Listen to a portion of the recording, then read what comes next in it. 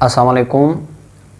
दोस्तों, अगर हम देखें कि जो करंट सिविल मिलिट्री रिलेशन जो है, जो कि DGISI की जो नोटिफिकेशन है, जो अपॉइंटमेंट में, इसके हवाले से अगर हम देखें तो जो इससे पहले जो मतलब 2-3 साल रही है, तो अब कुछ इसमें कुछ मसाइल वो ऐसे हैं कि जो अराइज़ वो होना शुरू हुए हैं कि जिससे जो अगर इस जो इशू है इसको अगर जल्द अज जल्द मतलब सॉल्व न कर दिया जाए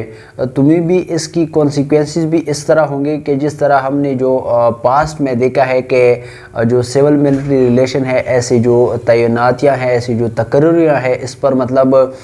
फिर सिविल मिलिट्री के जो ताल्लुकात होते हैं उसमें फिर वो जो ट्रस्ट डेफिसिट होता है, इसके अलावा जो क्लैशेस होते हैं वो फिर अराइज होना शुरू हो जाते हैं। तो इस वीडियो में हम ये कवर करेंगे कि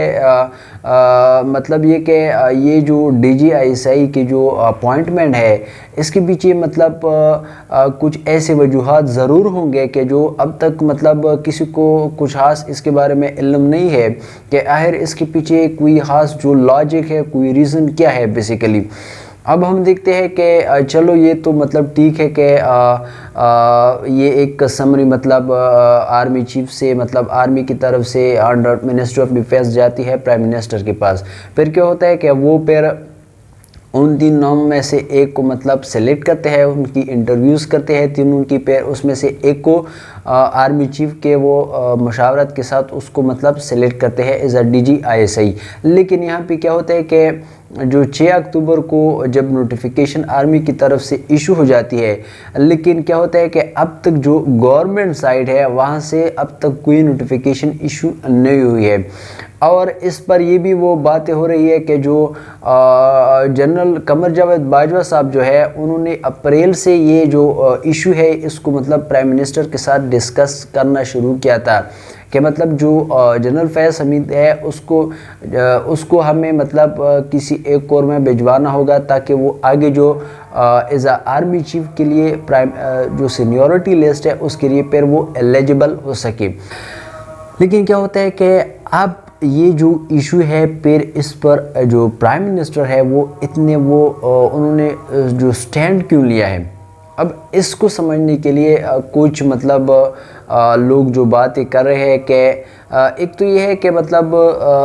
आपको पता है कि जो भी मतलब इस तरह के इशू अराइज होते हैं तो फिर मीडिया की सारी जो कवरेज होती है फिर उसी वो इशू पर भी रहती है मतलब कुछ वक्त के लिए। तो जिस तरह आपको पता हो कि इस जो इशू है इससे पहले एक मतलब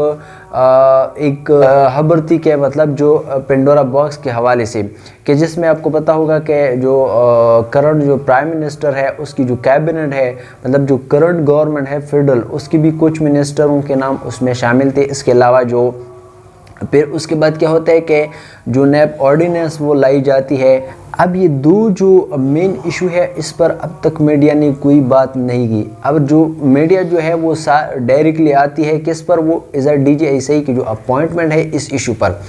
तो ये भी कुछ वो सवाल अराइज किए जाते रहे हैं मतलब कि मे बी के इस जो इशू है इसको इसलिए भी तूल वो दिया जा रहा होगा, मे बी के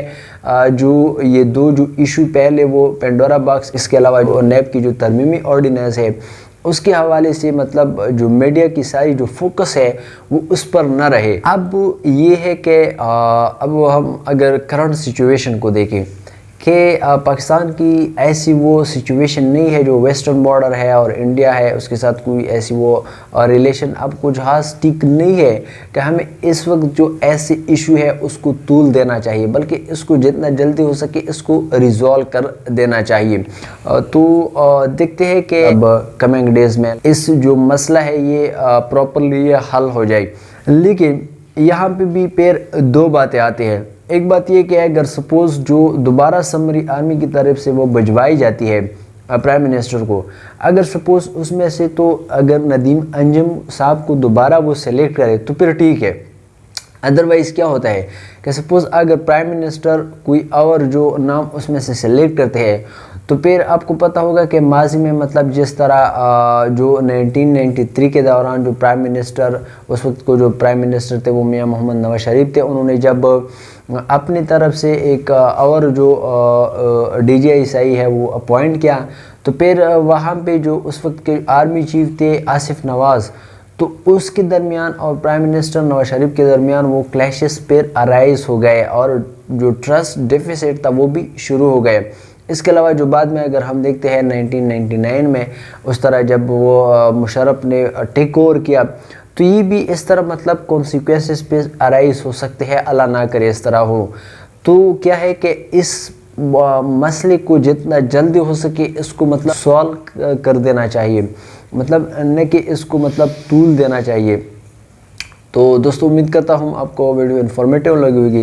अगर फर्स्ट टाइम चैनल पे हो वीडियो को लाइक करें, चैनल को सब्सक्राइब करें और बेल आइकन को भी प्रेस करें ताकि इस तरह की वीडियो आपको टाइम टू टाइम पहुँचते रहे। तो इंशाल्लाह नेक्स्ट वीडियो में मिलते हैं। अपनी दुआ में याद रखिएगा, अपना बहुत सारा ख्याल रखिएगा। अल्लाह हाफिज़।